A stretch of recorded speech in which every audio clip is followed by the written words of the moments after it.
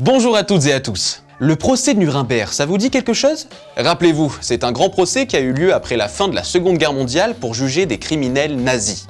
Dans cette vidéo, nous allons nous intéresser au procès des crimes de masse du XXe siècle. Et plus précisément, nous allons essayer de comprendre comment la justice peut contribuer à la compréhension de l'histoire et à l'apaisement des mémoires. Commençons par voir comment la justice nous aide à comprendre l'histoire. Lors d'un procès, on présente des éléments de preuve et des milliers de pages de compte-rendu. Grâce à ces éléments, les juges peuvent qualifier les faits et évaluer le degré d'implication des accusés.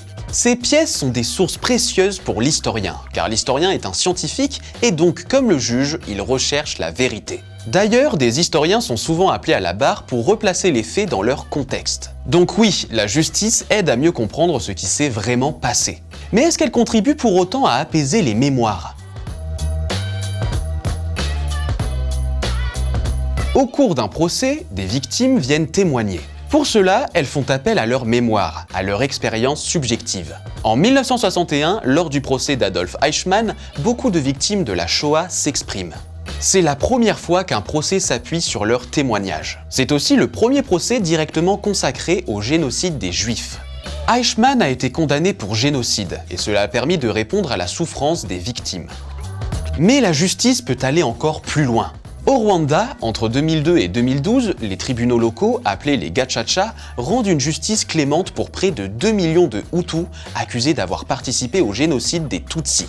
Là, la justice favorise la réconciliation et aide à reconstruire une société plus apaisée. Pourtant, la justice échoue parfois dans sa double mission de faire comprendre le passé et d'apaiser les mémoires. Si on reprend le cas du Rwanda, on sait que certains témoins ont subi des pressions et que les juges n'étaient pas des professionnels. On est loin d'une justice impartiale. Mais l'échec le plus patent en matière de justice internationale, c'est celui du tribunal pénal international pour l'ex-Yougoslavie. Les procédures ont été très longues, les accusés ont souvent adopté une défense agressive qui a attisé les divisions, et plusieurs d'entre eux sont morts avant d'avoir pu être condamnés. Voilà, vous savez maintenant comment les procès contribuent au travail de l'historien et permettent à la mémoire des victimes de s'exprimer. Mais retenez aussi que cette justice est souvent imparfaite. Pour continuer vos révisions, rendez-vous sur anabac.com. À très vite pour une nouvelle vidéo.